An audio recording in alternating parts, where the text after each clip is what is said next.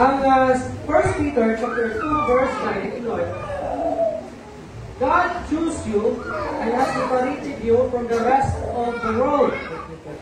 Si Pedro mismo nag-ingon ng Dios nagpili kanimo o nag-separate kanimo gikan sa tanan sa kalibutan. Can you imagine, out of billions of people na nagakuyok ng kalibutan na, isa ka na nakaila kang Jesucristo o nakasinati kaniya diha sa inyong kinabuhi. Kaya dili tanang tao sa buong kalibutan nakaila o Ginoo diha sa inyong kinabuhi. Tungod kay gawas nga visit tinali, gawas na dili interesado tinali, gawas na walay panahon tinali, kundi tungod po tinali sa lain-lain na mga ginakila ng Diyos, just like sa China, India, sa mga Muslim country, o bisan sa mga country diri sa Asia world na wala po nagatuko o Ginoo o ang Jesucristo. So, can you imagine na out of these millions or billions of people na nagakuyok na kalibutan, ikaw nakita sa Ginoo o nakaila kaniya na supposed to be ikaw unta mapukan sa higpit sa imuhang kalag o balaglag diha sa kalayo nga pagkabayo. That's why gilimahin kita sa puno sa Ginoo nga kita gipili niya o unya gibulag kita sa kalibutan. Unsay pasabot sa kalibutan nagisgutan ni Pedro? Ang kalibutan nagisgutan kining kalibutan, kining mga tao, kining anyo sa kalibutan, kinamanta din sa kalibutan. Pero kining kalibutan nagisgutan diri kining kinaiya sa kalibutan. Kalagto na pag-istorya, mga taong kalibutanon, mga taong dili Dios Lord. Anong gipili man kita? Because He has a special plan for each and every one of us. May mga special na plano ang Ginoo diha sa imuhang kinabuhi. O gagbuon diya nga ikaw iyahang pagagamiton maitri para kining ubang mga tao na wa pa makaila o Jesucristo diha sa nang kinabuhi sila usab makaila. That's why mingon siya, kita usab pasidahon nato ang suga sa kamatuoran aron ang tanan makakita niini. That's why ingon si Matthew nga sa samang paagi atong pasigaon ang atong suga atubangan sa katawhan aron ilang makita ang mga maayong buhat o pasidunggan nila ang Ginoo nga ato ang Dios na imong gialagaran nga anahan diha sa langit. So kita ingon na mga Kristohanon nagapakabuhi man kita niining kalibutan. Pero gina-require na ni sa tuwa nga atong pasigaon kining sugaan nga ato ang ginaladala sa tuwang kinabuhi.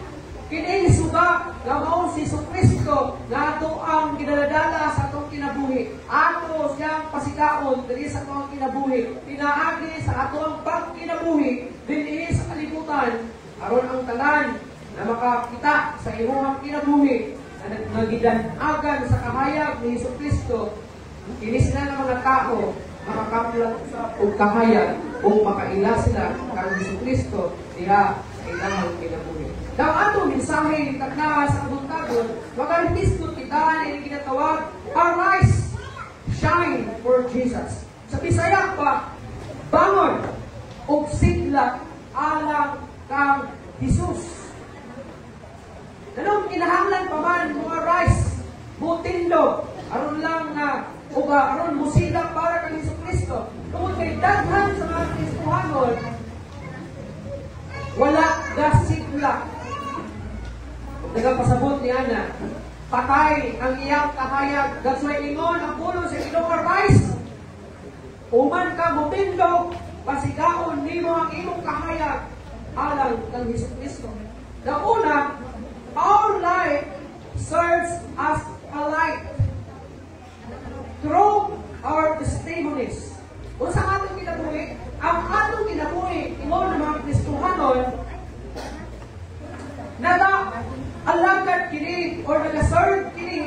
ingon nakahayag pinaagi sa ato ang mga testimony.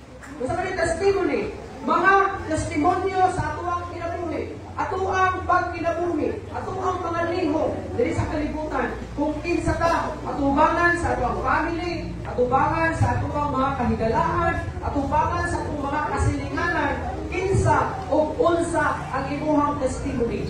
Mailhan ba ka na ikaw Kristohanon kung kauban nimo ang mga tao na wala mangalagad sa Ginoo?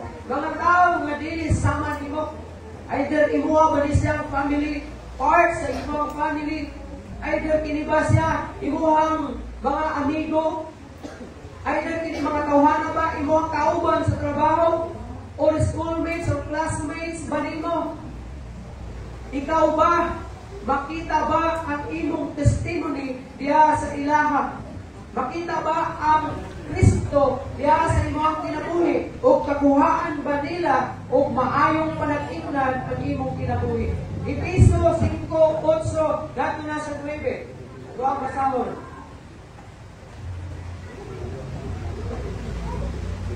Ingon ang versikulo 8, kay bisan tuod kangit-ngit kamo kaniadto, karon kahayag na kamo tungod sa Ginoo. Pag kinabuhi kamo, ingon ka mga anak sa kahayag, kay ang bunga sa kahayag makita diha sa tanang maayo o matarong o matuod. Igsoon, makita ka ba nini na area sa imong kinabuhi? Makita ba ang imong kinabuhi na diin ikaw nagasidla? Ingon pa gani si Pablo, kay bisan tuod kangit-ngit kamo kaniadto. Naghisgot siya, may tungod sa kangit-ngit sa kung kinabuhi kaniadto. O sa kanya kinabuhi, katuloy kinabuhi na wala pa ka mga lagad sa Ginoo. Katuloy kinabuhi na ikaw pa'y nagbuot sa imong kinabuhi o wala pa'y labot ang Ginoo. Apan karon na nakaila ka na kang Jesucristo, ikaw ana-ana sa kahayag o kining kinabuhi ingon pa niya, kini nga kinabuhi kinahanglan mamunga o mubunga kining kahayag diha sa tanang maayo o matarong o matuod. So unsa dapat ang makita sa tuwang kinabuhi nga bunga na timaan sa kahayag? Mao kining pagkamaayo, pagkamatarong o pagka-matinud-anon, pagka-matuod. Madayag ba ni diha sa atong kinabuhi? Makita ba kita na nagasiglak ni ini nga area sa atong kinabuhi, na kita nagkinabuhi na maayong tao, matarong, o pasabot ni ini, walay ikasaway, maayo ang imong mga buhat, maayo ang imuhang kinabuhi ngadto sa uban ng mga tao, tungod kay kini na bahin sa atong kinabuhi ang buot na makita nga nagasidlag dinhi kanato. That's why ingon ang ulo sa Ginoo, arise, shine for Jesus. Atong ipakita ang reflection, reflecting God's image in His power in our lives.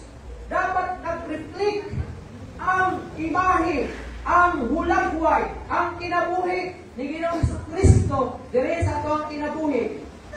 O ang iyang gahom na naghatag o kausaban dire sa atong kinabuhi. Nag-reflect ba si Kristo diha sa imong kinabuhi? Makita ba si Kristo diha sa imong kinabuhi? Makita ba ang imong kinabuhi na minanduan si Ginoong Kristo? Kasi kailan kay Joseph Ria. Joseph the Dreamer. Atong lantawan ang iyahang kinabuhi. Ingon nga modelo, sumbanan, kanato na mga Kristohanon. Atong tanawon ang iyang karakter, ingon nga anaa sa kahayag. First, the value of self-control and temptation. Dili lang niya siya, kini kay Joseph. Ang temptation ngayon sa bubang Korea is sexual temptation. Pero adunay nagkalain na mga temptation na ato ang magahagit na nato ingon ng mga Kristohanon. Dili lang sexual na temptation, kundi lain na mga temptation. Mga buhat na diin mo dala kanimo diha sa pagpakasala batok sa Ginoo. Sa diha nga si Joseph, gibaligya sa mga, kung wala ko ba sa Midyanon, o gibaligya kini usab sa mga Midyanon, sa mga taga-Ehipto, ingon nga ulikon, nahimo kini siyang gipalit ni isa sa mga gobernador sa Ehipto niadtong panahon na. O gihimo kining sulumoon, na-promote siya o gihimo siyang sinaligan sa panimalay sa maong nga agalon. Sa diha nga nahimo siyang sinaligan, giingnan siya sa agalon na makahimo ikaw sa pagbuot sa tanan diri sa tibuok na panimalay. Ayaw lang o kilati ang ako ang asawa. O ayaw lang walay labot ang iyang asawa sa iyang pagbulotan, pagkontrol diya sa balay. So sa kaadlaw, sa diha nga wala ang maong nga agalon, ang asawa nangita o pamaagi para matingkal niya si Joseph. Tungod kay si Joseph usa ka Hudyo o usa ka ambungan, isukaan o sa kabuutan ng tao, isulay kini niya kung pintal. Pero nilabaw ang iyang pagka-Kristohanon o nilabaw ang iyang pagkamahadlukon sa Ginoo. So may pasulapi kaniya ang ginatawag self-control. So ingon na mga Kristohanon, kinahanglan kabalo kita mo-control sa ato ang kagalingon. Kabalo ta mo pugong. Dapat ato ang rindahan ang atong kagalingon aron kini mapugnan. Sama sa kabayo, tanawa ang kabayo. Kung dili nimo butangan o brinda ang kabayo, sabot mo brinda? Kakal nga isulod anang bakba ang kabayo, yan side by side, may PC, connector sa driver o sumitawa ka na sa manakayay ng kabayo. Kung walay brinda ang kabayo, yasakyan nimo, hindi mo na pakontrol. Posible, ibunal ka na sa lupi, o sa kahoy, o ihulog, ay pataka na sa dagan. So kinahanglan ang rinda para makontrol nimo ang kabayo. Ingon, usap ni anak kita. Kinahanglan rindahan nato atong kagalingon. Rinda diha sa pagkahadlok sa Ginoo. Kinahanglan nato ang gahom sa Ginoo nga mao'y mutabang kanato aron nga makabarog kita nga lig-on sa diha nga hagiton kita sa ginatawag temptation. Unsa man sa klase nga temptation, basta kana nga temptation muatod kanimo sa pagpakasala batok sa Ginoo, kinahanglan og self-control. Ikaduha, patience, integrity, and perseverance. Naman, diha nga si Joseph, midagan, kay mingon man ang asawa sa usap ka agalon, ingon siya nga, Joseph, itulo ra daw, dali na ko dirian. Amo, ituyo siguro bilin kong iyang tuwalya. So kita tunol kay Joseph. Doon ko rin sa banyo ba o asa ba? Doon ko rin ihatag sa kuha ng ako ang tawid. So idoon si Joseph dito, pag doon na ito kay ihatag ang tawid, ibira siya sa kwarto. Pagbira, kay doon lagi na doon ay may tabong ang asawa sa agalon, bintagan siya. O sa walang pasanidagan, ingon siya na, dili ako makahimo sa pagpasimpala sa akong Diyos. Dahil dagan, pagdagan niya kay nagulitan man ang iyang tapak. Dili sa likod. Pagbulit karon, nabilin. Pagbilin karon, isagit ang asawa. Kung di-skandalo, naghimo sa iskandalo, ingon siya, kuhaan ko, giatin ko ang lugos ni Joseph. Ang piliyalan sa akong bana. So, sa dihang niabot ang iyang bana, o di sukuha, gidakop o gibilanggo si Joseph. O dito sa prisuhan, siya nabilanggo sunod sa duha ka tuig. Can you imagine? Paringan na karon, daghang mga istorya, daghang na preso, na walay sala, posible. Kaya si Joseph na preso ang walay sala. Naghimo siya matarong tubangan sa Ginoo, pero gipreso siya, diya sa nasod sa Ehipto, tulad sa 2 ka tuig, pero nagpapailubon siya. Uban sa pag-amping sa iyang integrity. So, ingon na mga Kristohanon, dapat atong ampingan ang atong integrity. Ingon na mga Kristohanon. Kaya kung makita ka na masawayan nito sa uban ng mga tao, basin na ng mga tawhana, di naging pangalagan sa Ginoo, kaya imong kinabuhi, labaw pa man sa kabadlungon sa iyang kinabuhi. So may integrity and perseverance, wala siya muriklamo. Idawat niya ang punishment, isang walay iko nga sumbanan sa justisya o sa hukom, nagipakanakog batok na niya. So nagpailog siya, sulod sa bilangguan sa daghan ng mga panahon. And then, ay mo siyang honest, forgiving, and did not retaliate. Kung pasabot ani, napriso siya because of his honesty. Dahil pag honest ka, mapriso ka. Murag inani. Kung ay tinukod, mapriso ka.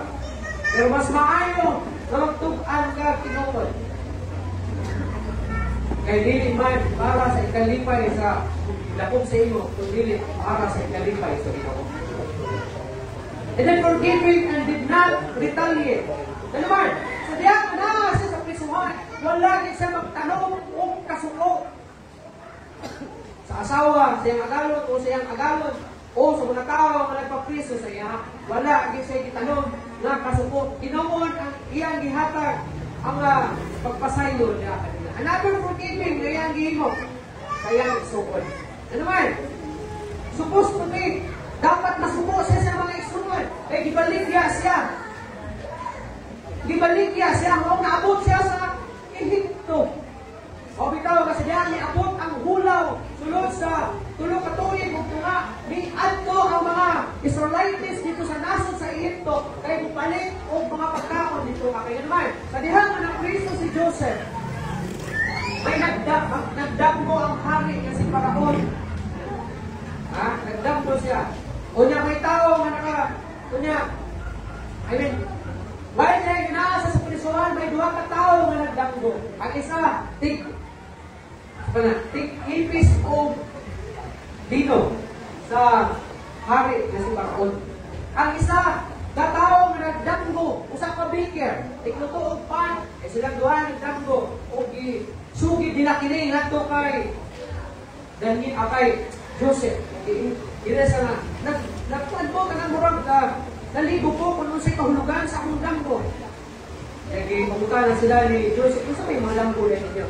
So ilang bat-bat ang ilang damgo. Kung ang isa gina ni Joseph, ikaw na tigipis o dino sa hari Paraon, ibalik ka sa iyong katungdanan. Ingon nga, ilaw, tigipis. Ikaw, gina niya, ikaw baker. Pakagawas ka. Pero bitayon ka dito sa gawas. Pakyun ka. Putlan yung putlon, yung liyo. Sumuna ang hubad sa nanggago. And then, ingon tong mga tao, ingon tong katong tig-ipis o wine. Ingon niya, kung may tabok lang imong isulti sa kuha, sultihan ako agalon, naghihan ka. Tuwad man, ipagawas. Ang isa, giristor pagpalit, ingon nga, tig-ipis o wine. Ang isa, gilitay dito sa gawas o gilipatay. Pero nalimot, siya kay Daniel. Sumidagan ang daghan ng mga adlaw, nagdamgo ang hari na si Paraon. Nagdamgo o baka, kayat, baka na tambo, nagdamgo sa umais na kayat, umais na tambo. Ikaon sa baka, ikaon sa payat na baka, ang tambok na baka. Ibang kalan. So, wala mahibutang ang hari. Nagpatawag siya kung mga salabangkiro, nagpatawag sa mga magician, nagpatawag siya kung mga astrologist, mga maayong managna. Pero wala yung bisan sa kanila, yung nakatagna sa kulugan, siyang damgo. So, sunod na ito. Nahilundog ang maong tigipis of wine, bingon siya, tama niya ay agalon. Samtang dito ko imong ipriso, may tao na kailangan ko dito usa ka Hudyo, usa ka Jewish. Ihubad niya ang akong damgo, tama ang nahimong resulta, kay imo kong ibalik sa akong katungdanan, ingon na si tigipis of wine. Makahubad to siya sa imong damgo. So, interesado ang king, umiyon sa king sa manasa, ipatawag ang panihan sa palasyo. So, ipatawag siya o ipatos palasyo, giingnan, maulit akong ganto. Giingnan siya ni Joseph. Ang kahulugan sa imong ganto, mahal na hari, maulit. Dunay abundansya nga moabot diri sa imong nasod sulod sa tulo ka tuig. Ay alasa, gikan karon, tulo ka tuig ug tunga gikan karon. Mubanos ang grabe nga bulaw diri sa nasod sa Egypto o sa mga silingang nasod. Sulod sa akong buhaton, ingon niya. Ingon niya, sulod sa tulo ka tuig gikan karon. Magtigom ka o mga kagkaon. Kaya pagkatapos sa tulo ka tuig, unay bulaw na itabok sa tibuok kalibutan.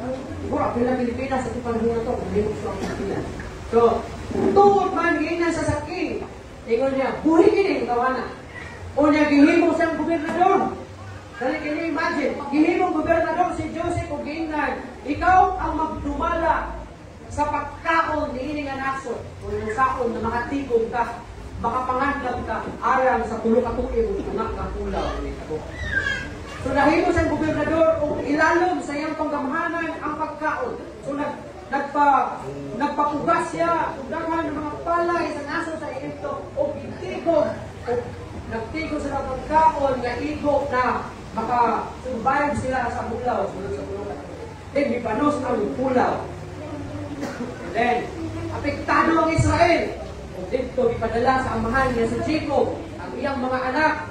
Dito sa Ehipto, ang mga angkat o pagkaon dito ay apektuhan sila sa kanila. And dito hinay, ginailan nila ng gobernador sa Ehipto. Na una nilang kita, wa sila kaila. Kapit nilang Ehiptohanan. Pero ilang nakita, na balaan nila kita kung nakitaan. Nagpaila ang gobernador na siya ang ilang isuon na ilang iba-iba sa unang panahon.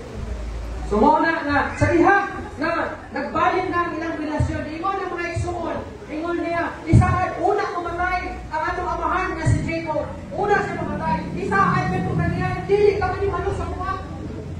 Ingon ni Joseph sa iyang isuon, akong isaad, dili ko man yung ano sa kaninyo, kining tanan na itabok kanako, dunay purpose sa Ginoo. Kung saan purpose sa Ginoo? Kung wala siya gibaligya dito sa Egypto, patay ang mga Israelites. Kaya dili makaangkat ang pagkaon sa Egypto. Pero tungod kay Joseph, nahimang gobernador sa Egypto, nakakaon ang mga Israelites. Kapil na yan. So, ingon niya, kining tanan, may purpose sa Ginoo. Na ito yung Ginoo, kung ano ninyo kung ibalik niya, ano na preso mo, kaya para mahimo kong gobernador. Kaya itong panahon na. Now, grabe ang iyahang forgiveness. Grabe ka forgiving si Joseph. And did not retaliate. Wala din siya maghuna-huna ang mga malos. Wala din siya maghuna-huna ang balos siya sa mga isukon kay baligya siya. Tinungod, grabe ang iyang pagkakapila sa ito. Another thing na ang ay natusundo sa kinabuhi ni Joseph is fear of God and faithfulness to God. Can you imagine? Tungod kay Joseph, mipuyong ang mga Israelites sa nasod sa Egypto.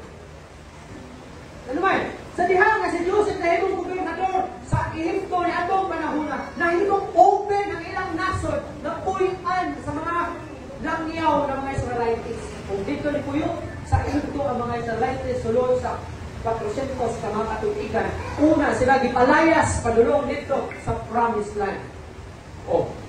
Because of his faithfulness sa Ginoo. Grabe pag faithful ni Joseph sa Ginoo. Ibisan luyo sa mga temptation.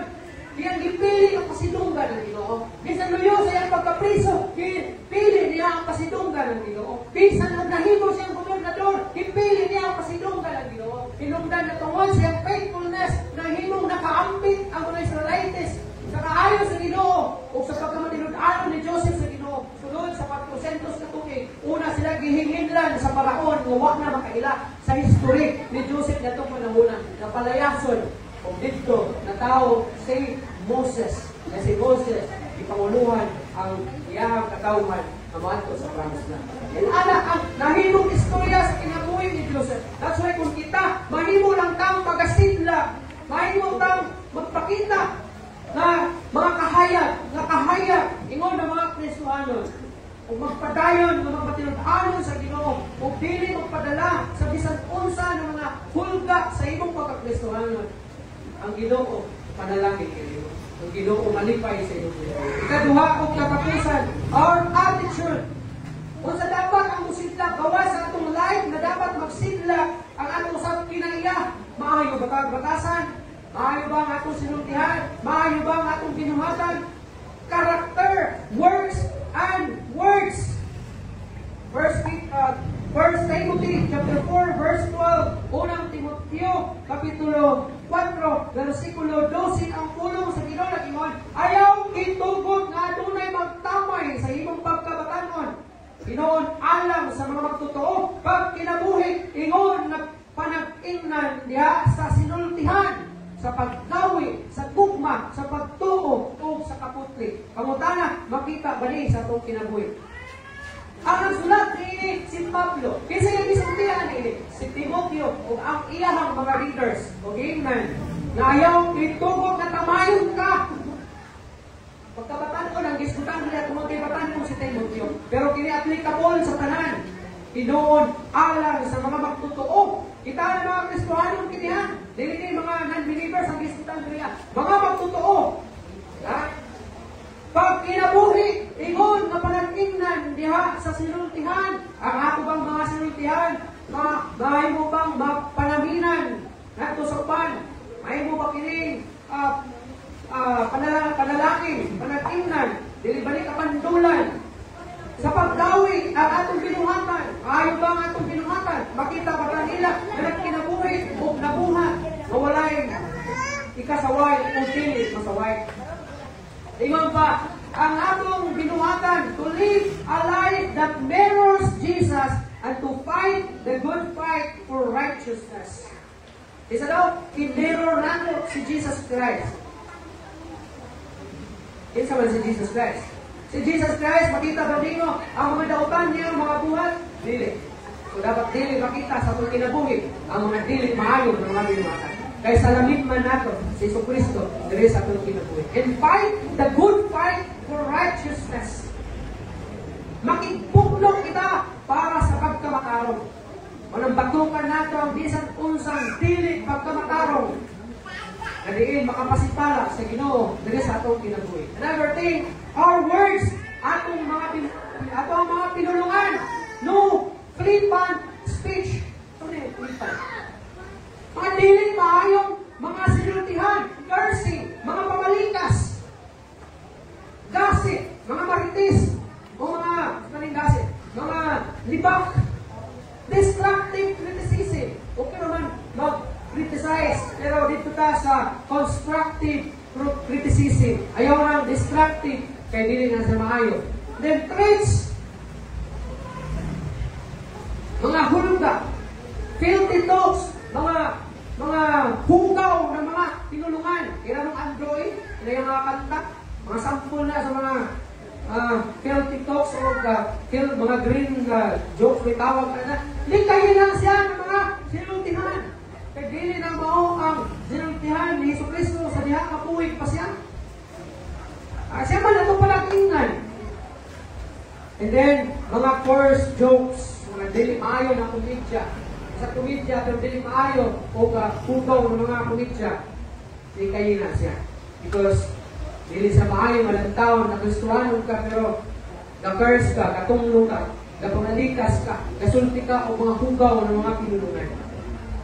And then our aim is to, why? Ano daw? Anong pinahanglan na ipakita nato diya sa atuang attitude is tumuti may inta, may goal ka. And ang atong goal is to glorify God in words and in deeds. Kung sa atong goal, to glorify God and in deeds. Pasidong ka ng Ginoo diya sa atong mga sinultihan o diya sa atong binuhatan. Naman, you sing praises songs and worship songs using your mouth, and the same mouth you use for cursing and talking filthy words. Hindi maayo. Ang imuhang bamba, magigamit imo pagdaya sa Ginoo, pagsimba sa Ginoo, pag-worship sa Ginoo, maupod imo gigamit para mamalikas. Maupod imo gigamit para manulog. Maupod imo gigamit para magsulti dili maayo pinulungan. Mao imong gigamit na muinom ka o dili maayo. Mga ginatawag nato na mga vices sa kinabuhi. Mga imong gigamit in the same mouth, imong gigamit para sa pagdayat ng conversion sa Ginoo. So likayan natin siya because that is not bring glory to our Lord Jesus Christ. Ingon ang 1 Corinthians 6:20, nag-ingon siya, for ye are brought with a price, kaya gipalit kita o mahal kaayo sa Ginoo. Therefore, glorify God in your body. Pagsindong niya ang Ginoo, imayang ang Ginoo niya sa imong lawas, and in your spirit, which are God's. Diya sa imong lawas, diya sa imong espiritu, kay iya kini sa Ginoo. And second, Thessalonians 1:12, that the name of our Lord Jesus Christ may be glorified in heaven. Ano daw kay glorify nato ang Ginoo? Diya sa itong lawas, diya sa espiritu. Ano kinahanglan i-glorify nato ang Ginoo diya sa itong mga pinulawan o pinungakan? Because that's the name of our Lord Jesus Christ. Glorified, he be glorified in you. And ye in him, according to the grace of God, of our God and the Lord Jesus Christ. Sa iba ng mga Kristohano, iwahaon nato, nakapasidunggan nato ang Ginoo. Dili lang sa ato ang testimony, dili lang sa ato ang kinaiya, kundi pasidunggan usab nato sa Ginoo. Ubal sa pagtinguha, na ato kapasidunggan ang Ginoo, diya sa atong pinulungan, diya sa atong mga pinulungan. Kaya ang ila ko, tanan, pagtindong, kung kita mamauli, let's remind ourselves, pinagin sa tulong sa Ginoo, as a conclusion. Ingon na kahayag, it is important to know that it is not our life, but the reflection of the life of Jesus Christ Himself, that people will see in us. Ayaw kong siga, aron ka makita sa uban. Kung dili, siga, aron makita si Kristo, yan sa imong Ginoo. Ang buta, Ginoong Diyos, salamat sa imong pulong. Salamat, Ginoo, for reminding us, may tulong sa pagsidla, ingon nga, mga katawhan mo, Ginoo. Na makita kung ka ang kahayag sa mong kinabuhi. Ano na mga tao na makakita, makapaklak sa mong kahayag. Sila usap mo kanina kanina. Lord, akong prayer, kung dahil ikaw na magkatapang hinigin ng mga katawhan, iyahan din mo sila, Ginoo, tulungan, o tumumo din mo silang naistukon, Ginoo, na makatindog, makabarok, Ginoo, makapasila sa ilahang mga sila, sama kay Diyos, Ginoo, nagilid, ngayon badaog, nabilisan punsa, ng mga pagpabuhat sa kaaway, Ginoo. Sa mga last na sa Ginoo, nalaginan nimo, ito na sa pagpapamulan niya, nalaginan sa buong pamilya. Manay, lakingan mo ang mga kinabuhi. Ako ang kinasaling, ang kinatugyan kayo mga kanan, in Jesus' name I pray. Hinapon ang gugma sa atong Ginoo Kristo, kalinaw, magiging ka nato hangtod sa malay na tapusan.